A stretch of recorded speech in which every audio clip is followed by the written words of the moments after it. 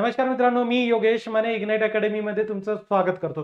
मित्रो, आपल्या देशामध्ये ज्या सर्वात जास्त पे करणाऱ्या पीएसयूज आहेत म्हणजे पब्लिक सेक्टर अंडरटेकिंग आहेत, त्याच्यामध्ये पेट्रोलियम कंपन्यांचा जास्त सहभाग आहे. मग ती ओएनजीसी असो, बीपीसीएल असो, एचपीसीएल असो, गेल असो या आयओसीएल असो, यांचं पॅकेज म्हणजे एकदम तगडं पॅकेज राहते. मग ते डिप्लोमावर जा तुम्ही या डिग्रीवर जा. तर मित्रो, असंच एक पीएसयू ची म्हणजे एचपीसीएल याच्या वॅकन्सीज निघालेल्या आहेत आणि चांगल्या तगड्या वॅकन्सीज आहेत. मग ते मेकॅनिकलचे विद्यार्थी असो, इलेक्ट्रिकलचे विद्यार्थी असो, केमिकलचे विद्यार्थी असो की मग ते इन्स्ट्रुमेंटेशनचे विद्यार्थी असो. कारण बऱ्याच वेळेस मेकॅनिकल वाल्यांचं काय चालतं की सर आम्हाला वॅकन्सीज येत नाहीत, वॅकन्सीज येत नाहीत. मित्रो, बऱ्यापैकी वॅकन्सीज येत पण असतात, आपलं फक्त त्या वॅकन्सीज कडे लक्ष नसतं. तर आता बघा की एचपीसीएलचा एकदम बेस्ट जॉब पैकी एक जॉब आहे ज्यांचा नुकताच डिप्लोमा झाला आणि तुम्ही जर एचपीसीएल मध्ये लगेच लागले, जी स्केल आज तुम्हाला मिळते, विचार करा तुम्ही रिटायरमेंटला कुठपर्यंत पोहोचलेले असाल. पॅकेज बघितलं तुमचं तर तगडं 10.58चं पॅकेज आहे. म्हणजे एवढं चांगलं पेमेंट तुम्हाला एचपीसीएल मध्ये मिळणार आहे आणि सिंपल प्रोसिजर आहे, खूप काही टफ नाही आहे. तुमची सीबीटी होणार आहे आणि त्या सीबीटी मध्ये टेक्निकल नॉन टेक्निकल असा दोन्ही प्रकारचा पोर्शन येणार आहे. पूर्ण ऍडव्हर्टाइजमेंट आपण या व्हिडिओद्वारे समजून घेणार आहोत. सर्वप्रथम बघा की एचपीसीएल कंपनी आहे गव्हर्नमेंट ऑफ इंडियाची पब्लिक सेक्टर अंडरटेकिंग आहे, राईट. तर जे ऍप्लिकेशन फॉर्म आहेत कधीपासून चालू होतात तर ते 15 जानेवारी पासून हे ऍप्लिकेशन फॉर्म सुरुवात होते आणि 14 फेब्रुवारी पर्यंत, 14 फेब्रुवारीला रात्री 12 वाजता तुमचं पोर्टल बंद होईल. त्या अगोदर तुम्हाला फॉर्म फिलअप करून घ्यायचा आहे आणि 15 जानेवारीला सकाळी 9 वाजता तुमचा ऍप्लिकेशन फॉर्म सुरू होतील, राईट. त्या ऍप्लिकेशन फॉर्म कुठं सुरू होणार आहे त्याची लिंक तुम्हाला डिस्क्रिप्शन मध्ये मिळून जाईल. ओके, त्या लिंकवर क्लिक करा आणि तुम्ही तो फॉर्म फिलअप करा. आपला इग्नाइट अकॅडमीचा टेलिग्रामचा ग्रुप जर जॉईन केला नसेल तर मेकॅनिकल वाल्यांनी मेकॅनिकलचा टेलिग्रामचा ग्रुप, इलेक्ट्रिकल वाल्यांनी इलेक्ट्रिकलचा टेलिग्रामचा ग्रुप जॉईन करून ठेवा. येणारी प्रत्येक अपॉर्च्युनिटी तुमच्यापर्यंत पोहोचवली जाणार आहे. तर बघा, ज्युनियर एक्झिक्युटिव्ह मेकॅनिकल तुम्हाला जी पे स्केल मिळणार आहे ती 30,000 ते 1,20,000च्या दरम्यान, म्हणजे डिप्लोमावर तुम्हाला किती चांगलं तगडं पॅकेज मिळणार आहे हे समजून घ्या.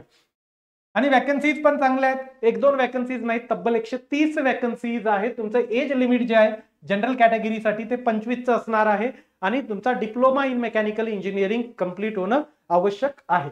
त्याचसोबत इलेक्ट्रिकलच्या विद्यार्थ्यांसाठी ज्युनियर एक्झिक्युटिव्ह इलेक्ट्रिकल पे स्केल तोच असणार आहे, 30,000 ते 1,20,000च्या दरम्यान. 65 वॅकन्सीज आहेत, एज लिमिट 25चं आहे. तुम्हाला diploma in electrical engineering complete करणं गरजेचं असणार आहे. त्यानंतर ज्युनियर एक्झिक्युटिव्ह इन्स्ट्रुमेंटेशन पे स्केल सेम आहे, 30,000 ते 1,20,000. 37 वॅकन्सीज आहेत आणि तुमचं एज लिमिट जे आहे 25चं आहे, डिप्लोमा इन इन्स्ट्रुमेंटेशन इंजिनिअरिंग. त्यानंतर ज्युनियर एक्झिक्युटिव्ह केमिकल 30,000 ते 1,20,000 सर्वांचीच तीच पे स्केल असणार आहे. 2 वॅकन्सीज आहेत, 25चं एज लिमिट. डिप्लोमा तुमचा केमिकलमध्ये 3 वर्षाचा पॉलिटेक्निक होणं गरजेचं आहे.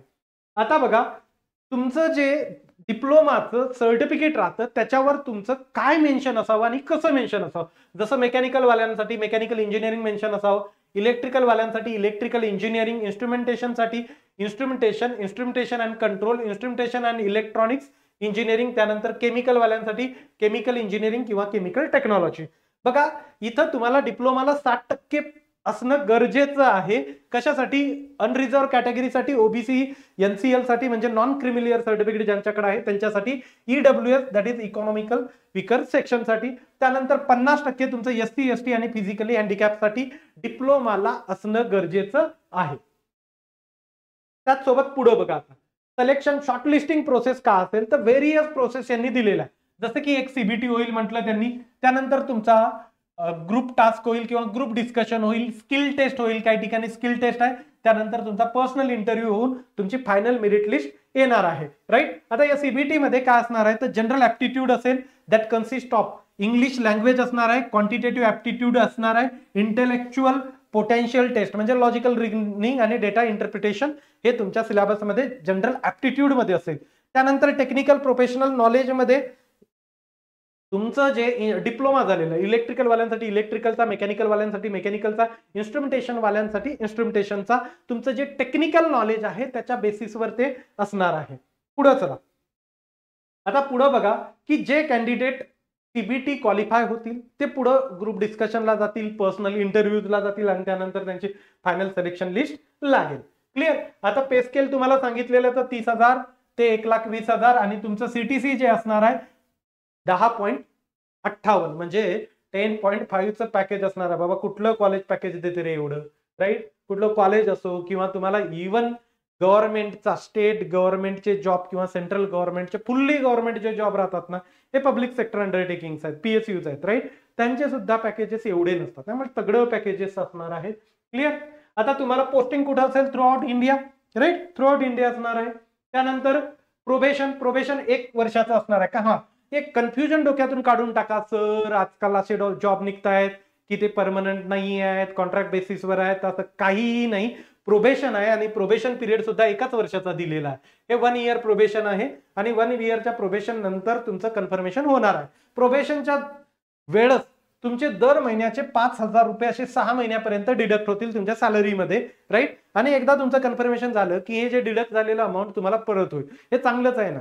म्हणजे तुम्ही विचार करा की सेपरेट बॉन्ड 2 लाखाचा, 3 लाखाचा, काही ठिकाणी जसं महाजनको आहे तिथं 5 लाखाचा बॉन्ड राहतो. ते एवढाले मोठमोठाले बॉन्ड साईन करायचे म्हणजे जेव्हा रिझाईन करायचं तेव्हा त्यांना पैसे देऊन जाण्यापेक्षा हे 5,000 जर पर मंथ कट करत असतील 6 महिन्यापर्यंत तर किती चालले हो? 6 पंचे 30,000 रुपये चाललेत, राईट. जाऊ द्या की गेले तर तुम्हाला सोडायचं असेल तर ते मिळणार नाहीत तुम्हाला, किंवा तुम्ही जर कंटिन्यू केलं तर ते पण परत मिळेल. तुम्ही एकदा जॉईन केलं ना तर सोडणार नाही. बढिया जॉब आहे त्यामुळे. क्लिअर. आता बघा रिझर्वेशन पॉलिसी जी होती 234 तुमच्या टोटल जागा आहेत, तर 35 आहेत एससी साठी, एसटी साठी 17 आहेत, ओबीसी साठी 63 आहे, ईडब्ल्यूएस साठी 23 आहेत आणि अनरिझर्व्ह 96 आहेत. तर टोटल अशा 234 वॅकन्सीज आहेत. ही जी लिंक आहे त्यांनी अप्लाय करण्यासाठी दिलेली आहे, ही लिंक तुम्हाला आपल्या डिस्क्रिप्शन मध्ये मिळून जाईल. तर अशा प्रकारे हे तुमचं ऍडव्हर्टाइजमेंट होती एचपीसीएल साठी. आपलं चॅनल जर तुम्ही सबस्क्राईब केलं नसेल तर करा आणि विसरू नका की टेलिग्रामचे ग्रुप तुम्हाला जॉईन करायचे आहे, कारण येणाऱ्या प्रत्येक अपॉर्च्युनिटीज तुमच्यापर्यंत पोहोचवल्या जातील. मी इथं थांबतो. Thank you so much guys for listening. Thank you so much.